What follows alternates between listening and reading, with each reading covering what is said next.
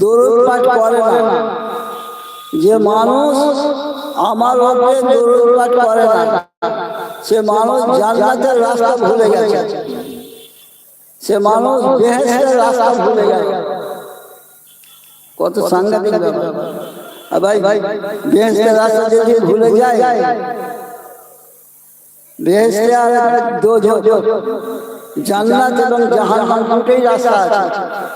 মানুষ মরে যাওয়ার পরে যে কোনো দুটো রাস্তার একটাতে যাবে অবশ্যই।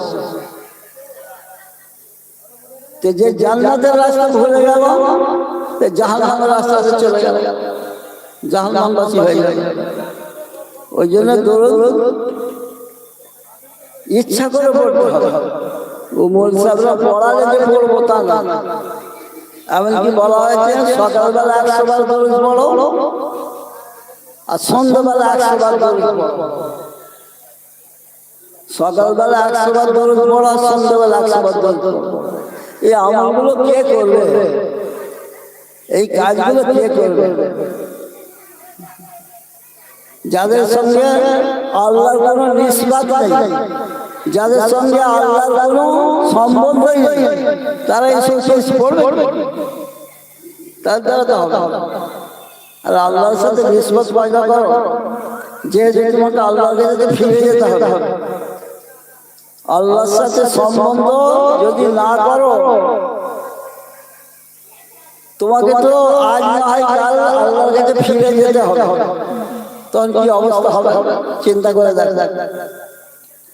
আজ আমাদের চিন্তা, দুনিয়াবি চিন্তা এত বেশি হয়ে গেছে, এত বেশি হয়ে গেছে। আজ দুনিয়াতে যে সমস্ত জিনিসগুলো আমরা অসম্ভব বলে মনে করতাম, সেই সমস্ত জিনিসগুলো সম্ভব হয়ে গেছে।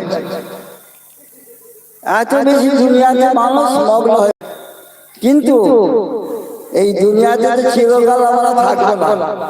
আজ না হয় কাল মৃত্যুর করার গ্রাসে আমাদেরকে নিপতিত হতেই হবে। মৃত্যু এসে আমাদেরকে অ্যাটাক করবে। তা আল্লাহ তাআলা বলছেন যে তোমরা যেখানেই থাকো না কেন, মৃত্যু তোমাদের সঙ্গে সাক্ষাৎ করবে।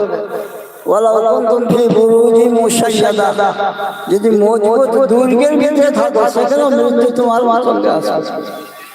তো মৃত্যু পরবর্তী জীবন তো আল্লাহর কাছে সে কাটবে।